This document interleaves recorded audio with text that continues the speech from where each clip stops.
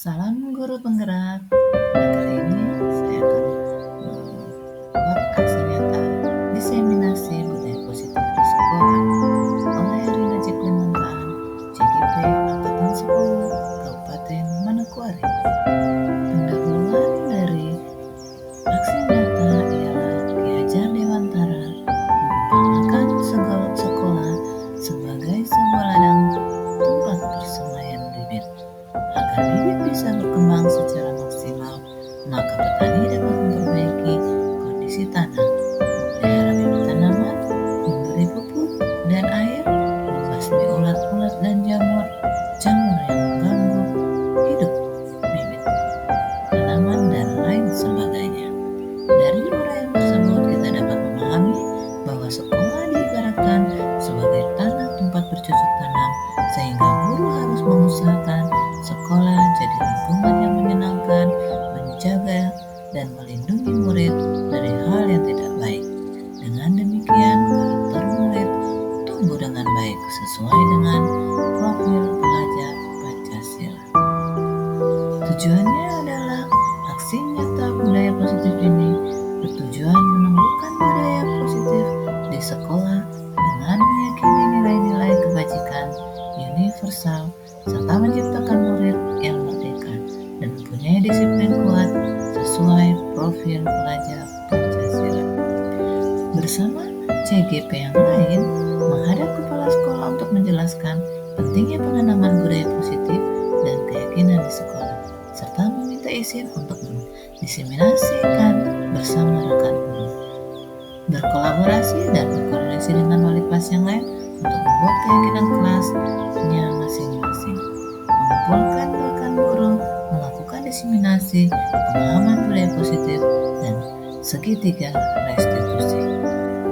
Yang menjadi harapan saya dalam kegiatan ini adalah semoga penerapan budaya positif dapat terwujud baik di lingkungan sekolah, di rumah, maupun di lingkungan masyarakat, agar tercipta suasana belajar yang aman, nyaman, dan menyenangkan. Budaya positif yang saya akan jelaskan di acara aksi nyata ini adalah konsep inti budaya positif. Yang pertama yang kami bagikan adalah disiplin positif, nilai-nilai kebajikan, teori motivasi, perilaku manusia, hukuman dan penghargaan, keyakinan kelas, kebutuhan manusia, 5 posisi kontrol, dan segitiga restitusi.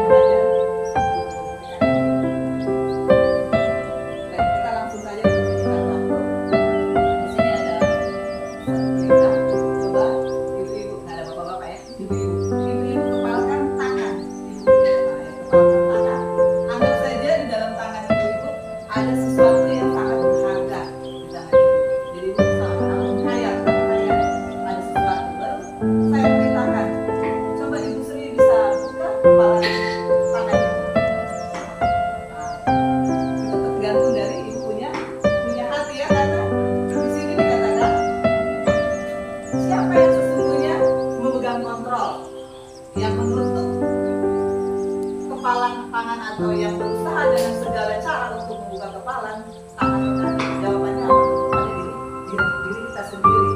Apakah yang dikatakan di sini, apakah kita membuka atau menutup kepalan kita, itu bergantung pada diri kita masing-masing sesuai dengan kebutuhan dasar kita saat ini. Selanjutnya di sini ada psikiater dan pendidik dari William Blosser dalam kontrol teori yang kemudian dia terbagi. Jadi katakan dengan choice theory. Dia meluruskan ada beberapa miskonsepsi tentang kontrol.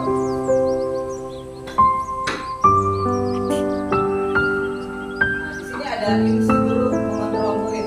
Ini banyak kali sering terjadi di sekolah-sekolah ya. Biasa bapak ibu ibu-ibu semua selalu mengontrol murid.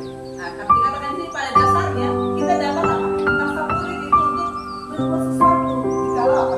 Murid tersebut memilih untuk melakukannya. Dan pasti kalau di sekolah-sekolah anak murid akan dapat melakukannya. Tapi kita katakan di sini kadang-kadang juga apa? Mereka tidak mau. Jadi, yang terjadi apa?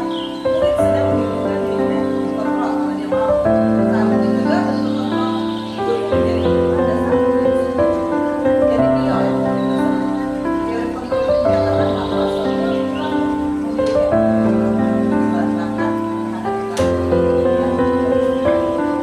memiliki bahkan ini juga ada ilusi bahwa semua kekuatan positif tidak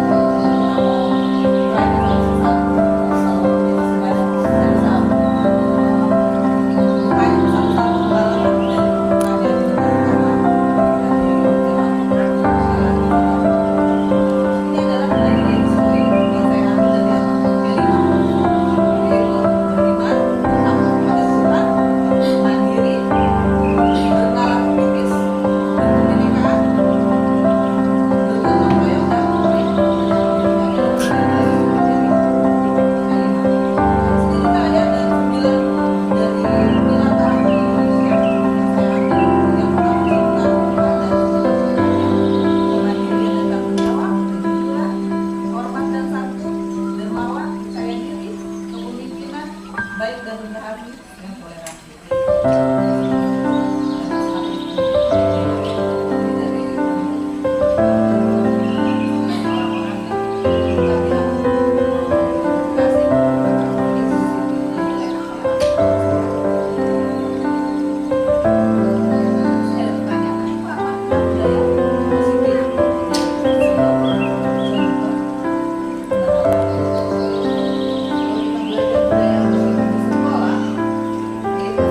Nilai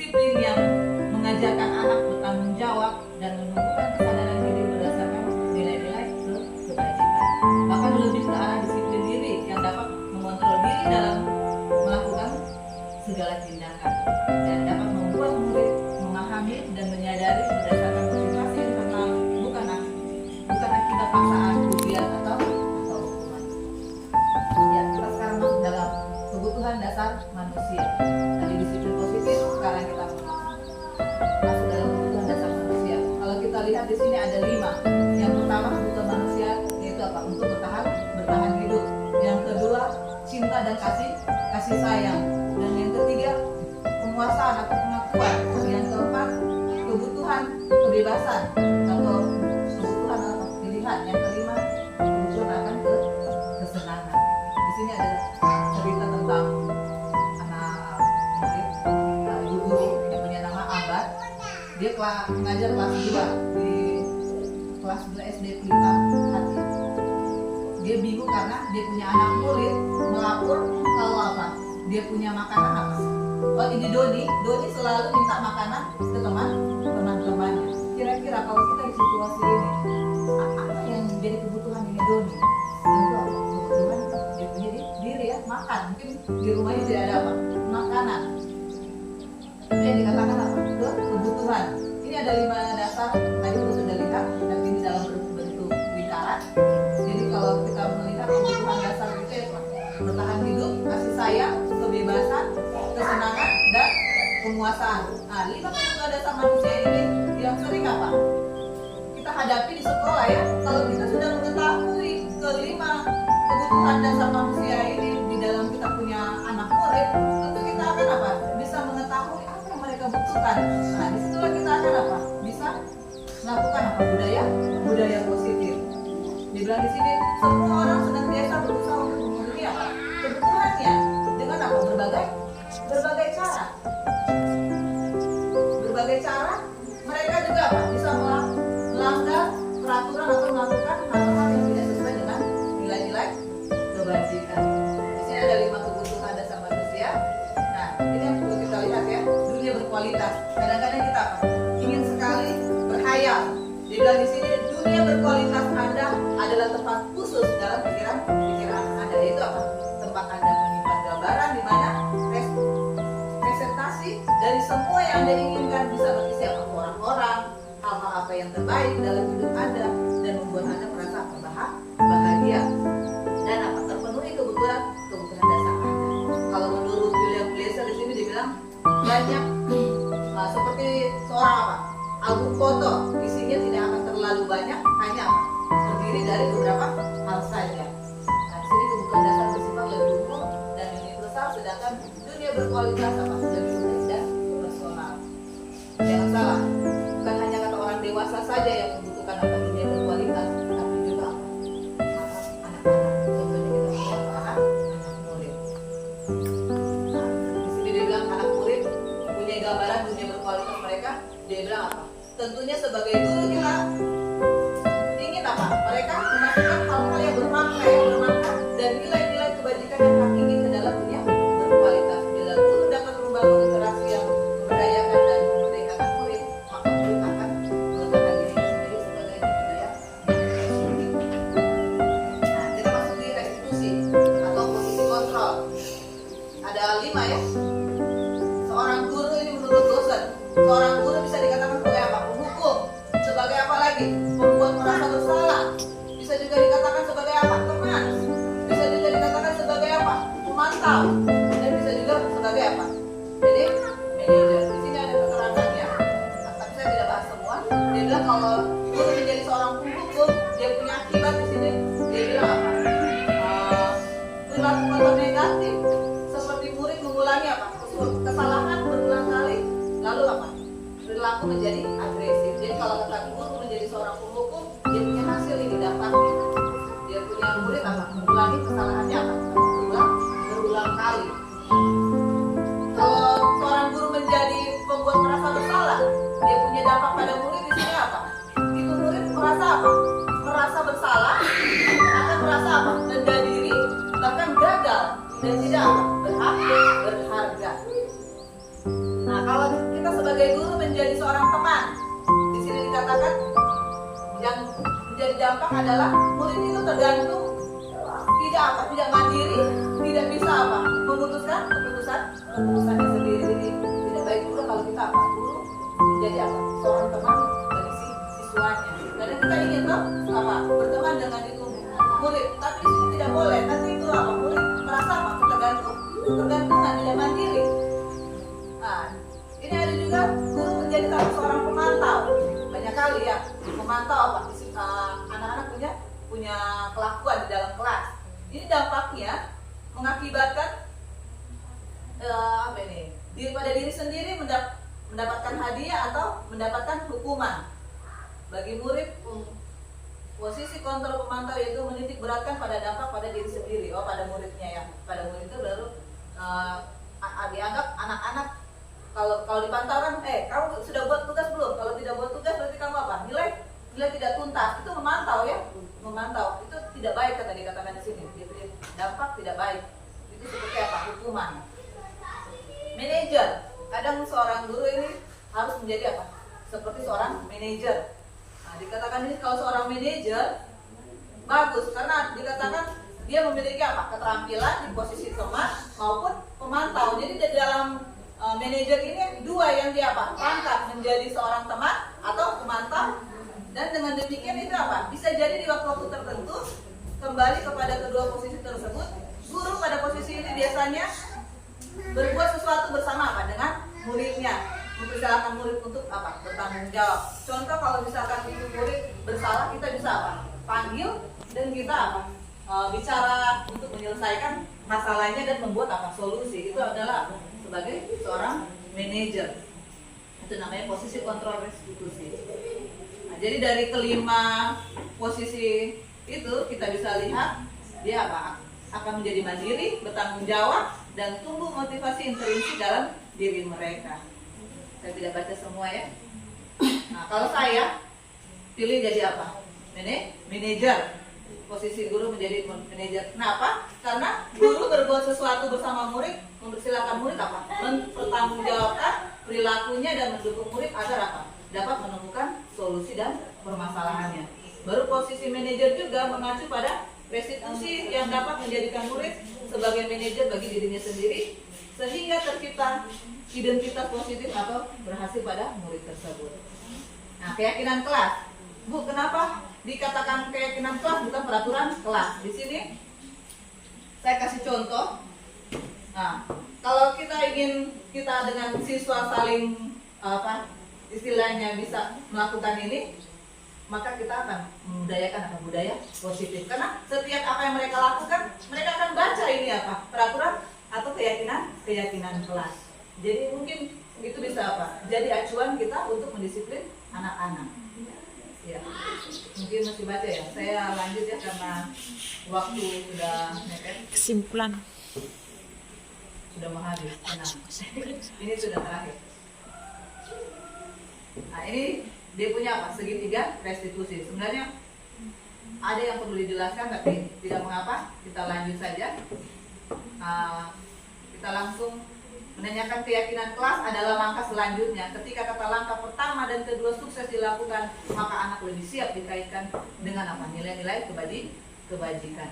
Jadi guru dapat membantu mengarahkan mereka tetap fokus pada gambarannya, sehingga segitiga restitusi dapat menumbuhkan motivasi internal murid untuk disiplin positif dan terbiasa mencari solusi dengan permasalahannya. Ya, ini mungkin hanya dokumentasi yang sudah saya lakukan, walaupun mungkin hanya kilat karena memang pas kita belajar ini sudah mau ujian ya. Jadi ini saya sempat panggil satu anak, dia sering terlambat dan kita panggil anak-anak tempel ke depan. Kita akan bikin keyakinan kelas. Nah, mungkin itu saja yang bisa saya bagikan tentang budaya positif. Kurang dan lebihnya mohon maaf. Sekian, terima kasih. Ya. Ayo silakan ibu berdiri sebentar, kita stretching. Terus ya, oke.